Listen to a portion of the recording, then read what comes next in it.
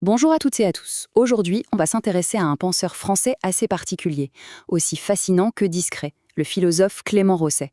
Accrochez-vous, on part à la découverte d'une pensée radicale et franchement revigorante.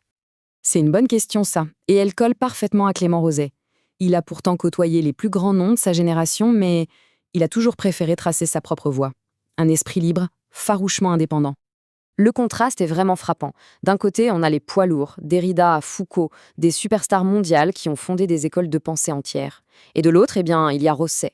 Un public plus confidentiel, c'est vrai, mais comme il le disait lui-même, des lecteurs très enthousiastes, un peu partout dans le monde. Des gens qui cherchaient chez lui quelque chose de plus direct, de plus essentiel. Alors c'est quoi cette pensée si singulière? Eh bien, tout part d'un diagnostic, d'un constat assez brutal sur la condition humaine. Voilà, c'est le point de départ de tout. Il y a une vérité fondamentale sur notre existence qu'on connaît, au fond de nous, mais qu'on est juste incapable d'assumer jusqu'au bout.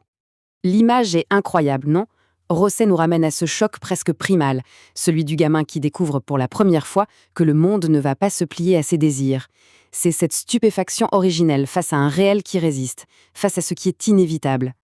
Donc pour Rosset, attention, le tragique, ce n'est pas la tristesse ou le mélodrame. Non, c'est bien plus profond que ça. C'est ce conflit intérieur permanent, cette fracture entre le savoir lucide de notre propre fin et notre incapacité à vivre avec ce poids à chaque instant.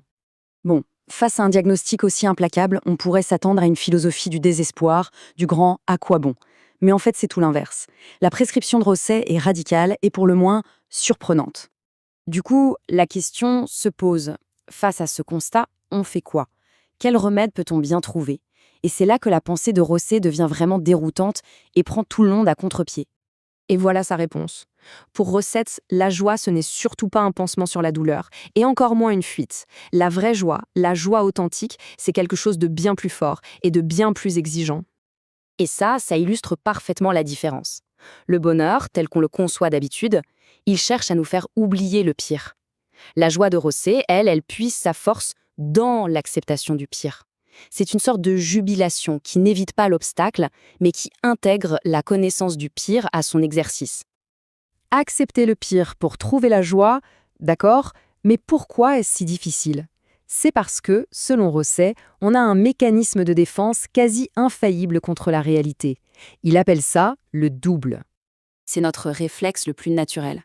Face à la brutalité du réel qui est unique et sans copie, on préfère se construire une autre version, un double bien plus rassurant, plus facile à vivre. C'est vraiment l'un des concepts clés chez Rosset. D'un côté, il y a le réel, ce qui est, point final. Et de l'autre, il y a le double, l'histoire qu'on se raconte pour ne pas avoir à regarder ce réel en face.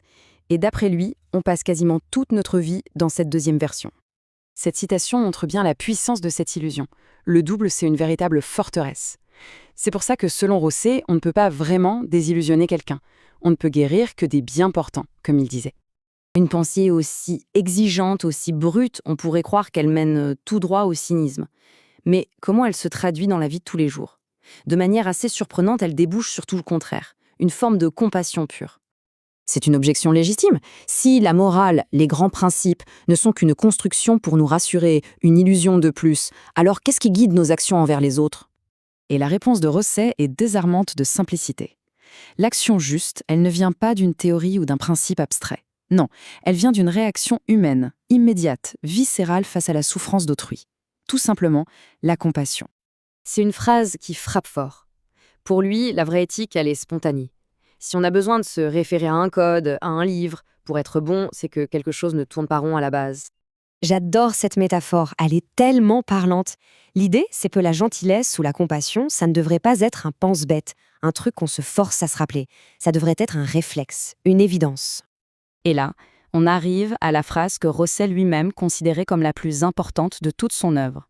C'est peut-être le résumé parfait de sa pensée. Une invitation à embrasser pleinement l'instant présent, ce seul réel qu'on possède, sans jamais le fuir dans les regrets du passé ou les espoirs de l'avenir. Et c'est la question que la philosophie de Rosset nous renvoie à tous.